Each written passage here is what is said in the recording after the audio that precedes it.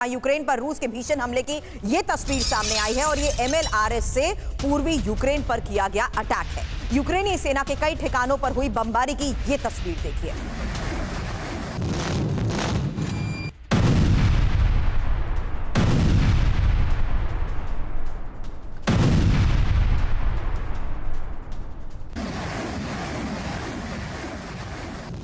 Kyiv और Kharkiv पर रूसी बमबारी को लेकर भी खबर है, जहां रूस ने 82 मिसाइलों से कीव पर हमले को अंजाम दिया है और खार्किव में 60 से ज्यादा मिसाइल वर्षा।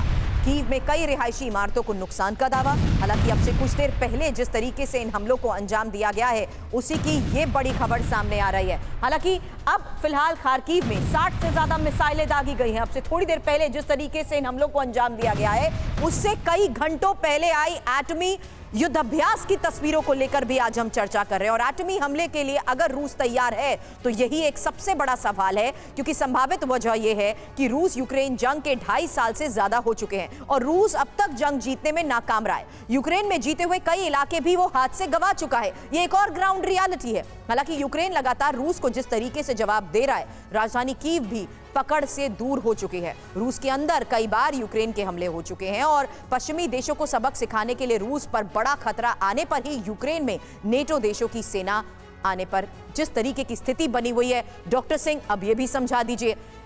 2 लिहाज से यह चर्चा करूंगी, क्योंकि रूस बहुत हद तक अभी तक गवर्न करने की नौबत आ चुकी थी। जिन इलाकों में पकड़ बना चुका था वहां से भी यूक्रेन उसे खदेड़ने में कामयाब रहा है। क्या उसकी फोर्सेस भी कम हो चुकी है कि किम की सेना को, उनकी ट्रूप्स को उतारने का फैसला लिया गया? दूसरा ये, इसी कमी को छिपाने के आधार पर रूस ने आज परमाणु ड्रिल करते हुए ये तस्वीरें दुनिया के सामने रख दी हैं।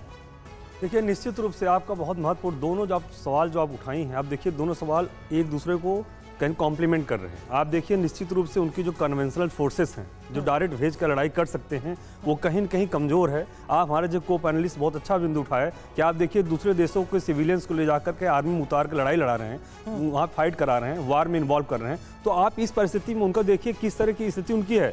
आप दूसरी तरफ आप नॉर्थ कोरिया के आर्मी को, बटालियन को लाके खड़ा करना चाहते हैं यूक्रेन के अगेंस्ट कि जाइए लड़ाई लड़िए। तो कहीं न कहीं ये दिखाता है कि आपका जो ग्राउंड है, आप बेस पे इतने मजबूत नहीं हैं।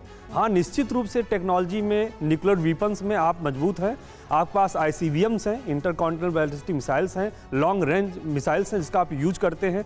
आप टेक्नोलॉजिकली तो हैं, लेकिन जो कहते हैं कि ह्यूमन रिसोर्स के टर्म अगर बात करें तो उनके पास सेना उतनी मजबूत नहीं है। ऐसी स्थिति में उनको दूसरे देशों के सिविलियंस की जरूरत पड़े हेल्प कर लेने की। लेकिन आपको एक समझिए, पूरे यूरोप की स्थिति का आप देखने की कोशिश करिए तो जिस तरह से युद्ध आगे बढ़ रहा है, तो NATO क्या कितने लंबे समय तक तो क्या ये एक एडवांटेज होगा NATO को भी ये जस्टिफाई करना कि हम भी अपनी आत्मरक्षा के लिए अपने ट्रूप्स को डिप्लॉय करने का फैसला ले लें? वही सबसे इंपॉर्टेंट। देखिए, बहुत लंबे समय तक NATO भी न्यूट्रल पोजीशन मेंटेन नहीं कर सकता है। आप देखिए यूक्रेन जो लड़ाई लड़ रहा है, ऐसा नहीं है उसकी अपनी ताकत है, उसके पीछे की ताकत NATO ही है, जो परोक्ष रूप से अमेरिका और NATO दोनों उसको सपोर्ट कर रहे हैं, इसलिए यूक्रेन लड़ पा रहा है। आज जेलेंस्की फ्रस्ट्रेशन बहुत बार दिख चुका है कि जेलेंस्की कई बार दिखा चुके हैं कि NATO चाहे तो डायरेक्ट वार में आ सकता है और रसिया को सबक सिखा सकता है, लेकिन नहीं आ रहा है NATO को पता है डायरेक्ट आने से वार की जो पूरा स्वरूप है वैश्विक हो जाएगा, बदल जाएगा। चाइना इन्वॉल्व हो जाएगा, नॉर्थ कोरिया इन्वॉल्व हो जाएगा, मिडल ईस्ट कंट्रीज इन्वॉल्व हो जाएंगी, तो पूरा वैश्विक परिदृश्य ही युद्ध के दायरे में आ जाएगा। तो इसलिए डायरेक्ट नहीं आकर के इनडायरेक्ट वो यूक्रेन को बैक कर रहे हैं, कोशिश कर रहे हैं कि यूक्रेन वार में इन्वॉल्व रहे और प्रॉक्सी वॉर चलता रहे लगातार। ये दिखता रहे कि युद्ध चल रहा है, वॉर चलता रहे लगातार। सर, आगे इसी बारे में मिस्टर सर आपसे सवाल करूंगी, उससे पहले एक और ग्राउंड रियलिटी, जहां यूक्रेनी ड्रोन ने अब रूसी ड्रोन को मार गिराने का दावा किया है और उड़ते हुए ड्रोन को कैसे हवा में मार गिराया, ये तस्वीर देखिए।